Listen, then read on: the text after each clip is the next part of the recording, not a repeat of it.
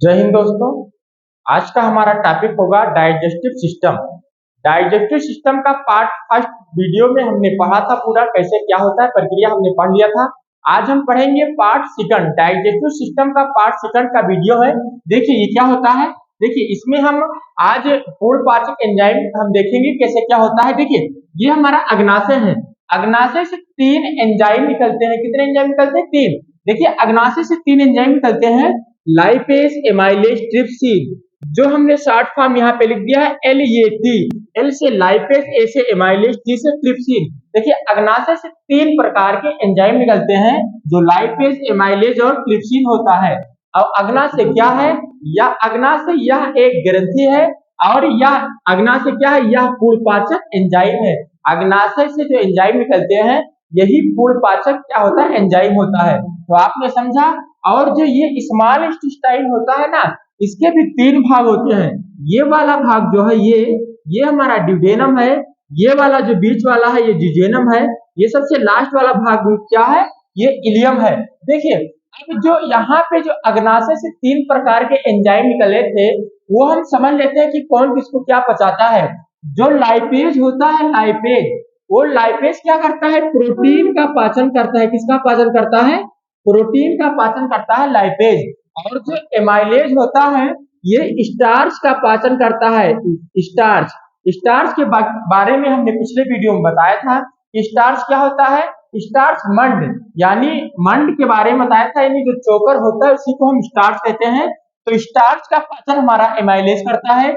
और जो ट्रिप्सिन होता है ये फैट का पाचन करता है। किसका पाचन करता है? फैट, यानी वसा का पाचन कौन करता है? ट्रिप्सिन करता है। तो आपने समझा कि अग्नाशय से तीन प्रकार के एंजाइम निकले थे, और तीनों का अलग अलग कार्य था कि किसको क्या पचाना था। लाइपेज प्रोटीन को पचाता है, एमाइलेज स्टार्च को पचाता है। स्टार्च यानी यहाँ हिंदी में हम मंड भी लिख सकते हैं, मंड को पचाता है। और ट्रिप्सिन यानी फैट, फैट यानी वसा को का पाचन करता है। हमने बताया कि अग्नाशय या एक ग्रंथि है या पूर्ण पाचक एंजाइम है। तो अगली हम पेज पे बढ़ते हैं। देखिए अगला पेज हमारा ये है, जो हमने बताया था स्मॉल इंटेस्टाइन जो होता है यानी छोटी आंत होती है, उसके तीन भाग होते हैं। देखिए ये वाला भाग हमने बताया था कि ये ड्यूडेनम है। ये बीच वाला भाग हमने बताया था ड्यूजेनम है। और सबसे जो लास्ट वाला पार्ट है ये क्या है? ये इलियम है। क्या है ये इलियम है।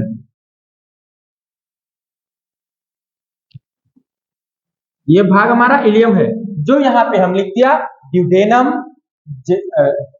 ड्यूजेनम और क्या? इलियम। देखिए अब हम ड्यूजेनम, ड्यूडेनम, ड्यूजेनम, इलियम के बारे में समझेंगे कि ये है क्या। देखिए और ड्यूडेनम जो होता है ये क्या करता है? पाचन प्लस अवशोषण, नहीं सॉरी, पाचन नहीं करता है। देखिए ये ड्यूडेनम जो होता है इसमें क्या निकलते हैं? इसमें हार्मोन निकलते हैं। और जो ड्यूजेनम होता है इसको भोजन को क्या कर देता है? ये फैला देता है ना, फैला देता है। इसके लिए पाचन जो हो सके वो अच्छे से हो सके। तो ड्यूजेनम का कार्य क्या होता है? भोजन को फैला कर देना। और इलियम का कार्य क्या होता है? इसमें पाचन और प्लस अवशोषण ये दोनों कर देता है। ये जो सबसे लास्ट वाला पार्ट है यहाँ कुछ इस प्रकार होता है यहाँ। तो देखिए ये इलियम जो होता है इसमें पाचन और अवशोषण दोनों हो जाता है। तो आपने समझा कि स्मॉल इंटेस्टाइन के कितने भाग होते हैं। तो आपसे कोई पूछे स्मॉल इंटेस्टाइन के कितने भाग होते हैं, तो आप क्या बताएंगे? इसके तीन भाग होते हैं। इसके जो स्मॉल इंटेस्टाइन यानी छोटी आंत जो है, छोटी आंत, छोटी आंत, देखिए छोटी आंत यानी स्मॉल इंटेस्टाइन, स्मॉल इंटेस्टाइन क्या है? तो आप क्या बताएंगे?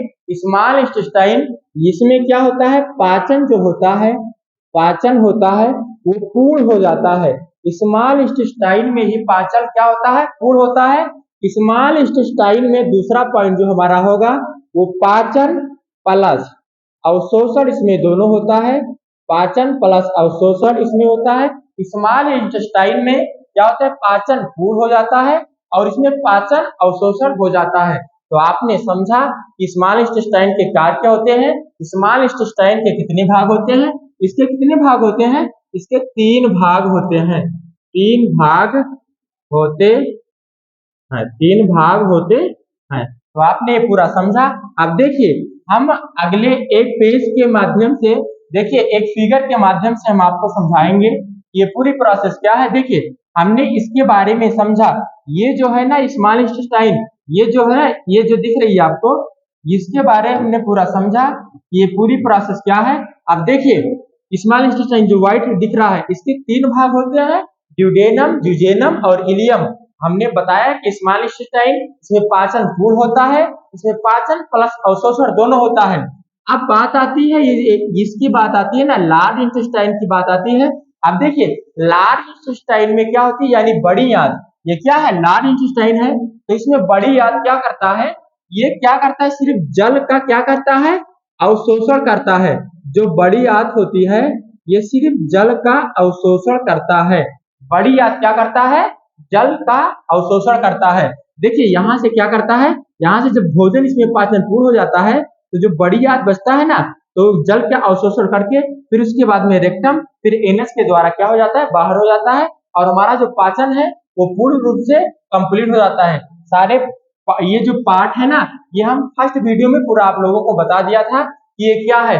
अब देखिए ये वाला जो भाग है, इसको इरेज कर दें, यहाँ पे लिख दें इसको कि जो बड़ी आंत है क्या करता है, जल का अवशोषण,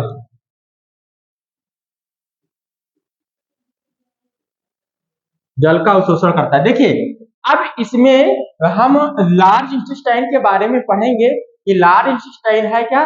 देखिए लार्ज इंटेस्टाइन जो यहाँ से लेकर के ये पूरा आपको दिख रहा है, ये पूरी प्रोसेस जो है ना, ये इसको हम कोलोन कहते हैं। क्या कहते हैं, इसको हम पूरी प्रोसेस को कोलोन कहते हैं, यानी टेक्निकल भाषा में इसको लार्ज इंटेस्टाइन में हम क्या कहते हैं, कोलोन कहते हैं। अब देखिए कोलोन के भी चार भाग होते हैं। देख कोलोन के कितने भाग होते हैं, चार भाग। देखिए ये वाला जो है ये यहाँ से लेकर के यहाँ तक जो भाग गया है, ये हमारा क्या है, ये एसेंडिंग कोलोन है। और देखिए ये यहाँ से लेकर के यहाँ तक जो भाग है, ये हमारा क्या है, ट्रांसवर्स कोलोन है। और यहाँ से लेकर के यहाँ तक जो भाग हमारा है, ये क्या है, डिसेंडिंग कोलोन है। और देखिए थोड़ा सा यहाँ पे तिरछा है ना, तो इसको हम क्या कहते हैं, सिग्मॉइड कॉलम कहते हैं। तो आप लिखना चाहते हैं तो लिख लीजिए, यहां से लेकर के यहां तक क्या है हमारा, ये इसको हम लिख सकते हैं एसेंडिंग, एसेंडिंग कोलोन, कोलोन। ये क्या है, ये यहां से लेकर के और यहां तक के भाग क्या है, एसेंडिंग कोलोन है। हम पेन चेंज करके अलग अलग पेन से लिख दे ताकि समझ में आ जाए। देखिए ये रेड वाला भाग यहां से लेकर के ये जो भाग हमारा है ना, ये बड़ी आती, ये हमारा क्या है, एसेंडिंग कोलोन है। और फिर हम दूसरा पेन ले ले, देखिए यहां से लेकर के फिर ये जो पूरा है, ये जो ब्लैक पेन से हमने किया है, ये ये जो ब्लैक पेन से किया है, ये क्या है, ये ट्रांसवर्स कॉलम है। क्या है ये, यहां लिख दे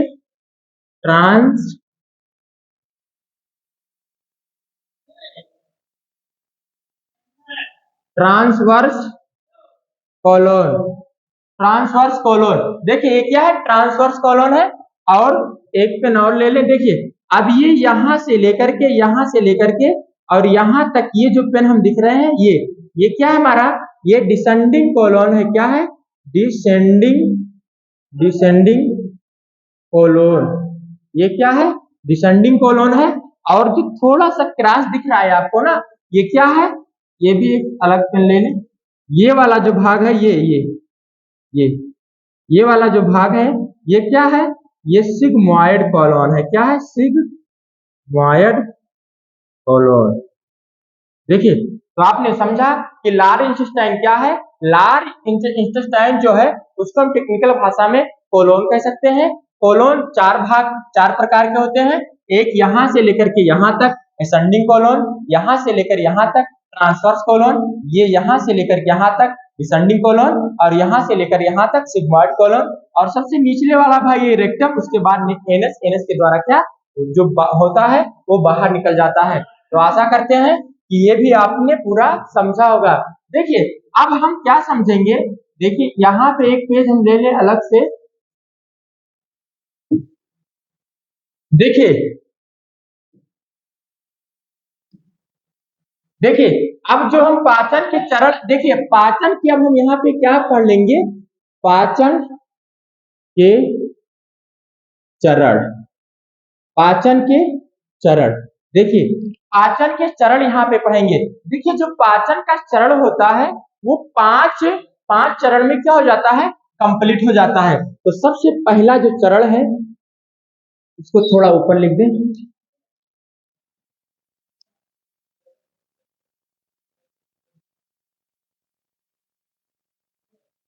पाचन के चरण।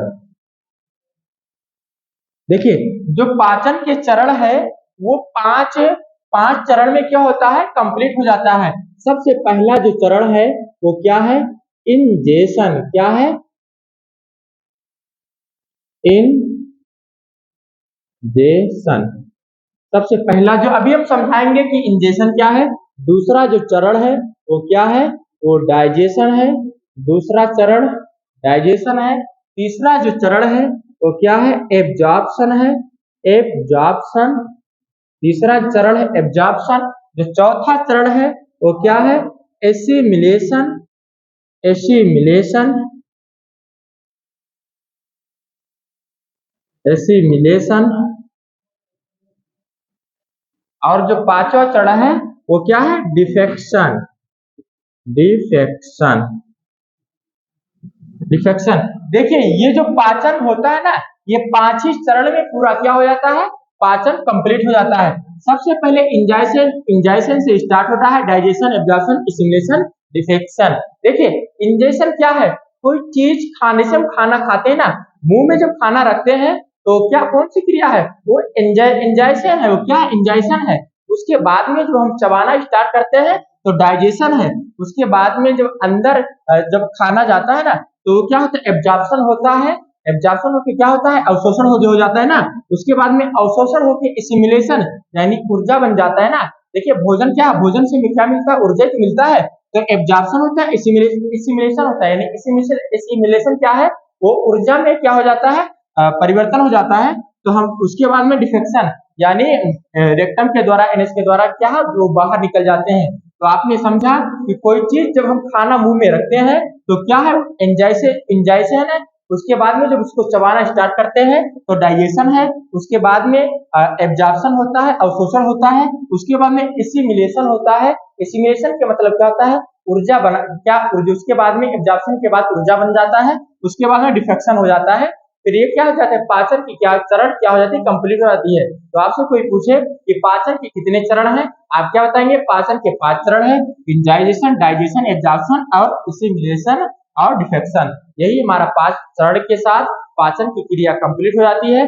अब पाचन आज यहाँ पे कंप्लीट हो जाता है। और कोई आप सबके मन में अगर से कोई सवाल आता है तो आप कमेंट के माध्यम से आप पूछ सकते हैं। आपका कोई भी बायोलॉजी का, केमिस्ट्री का कोई भी टॉपिक होगा तो वो आप कमेंट करेंगे, हम वीडियो के माध्यम से आप लोगों के बीच पहुंचाएंगे।